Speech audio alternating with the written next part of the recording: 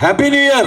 എന്നാലും വളരെ സന്തോഷമുണ്ട് ഈ ഒരു 4 വർഷക്കാലമായിട്ട് ഇത്രയും മനോഹരമായ രീതിയിൽ ജീവിതയാത്രയെ നയിക്കാൻ സാധിച്ചു.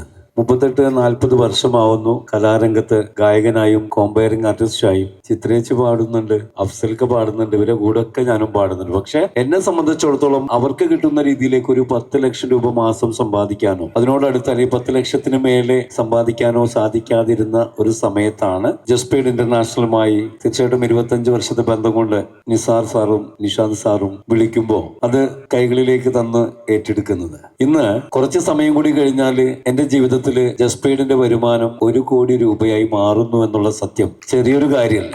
അത് ഈ 40 വർഷക്കാലമായിട്ട് എനിക്ക് പാടിയിട്ട് എത്തിക്കാൻ പറ്റാത്ത ഒരു കാര്യം വെറും 4 വർഷത്തിനുള്ളിൽ അല്ലെങ്കിൽ 4.5 വർഷത്തിനുള്ളിൽ സംഭവിക്കുന്നു എന്നത് ചെറിയ കാര്യമല്ല.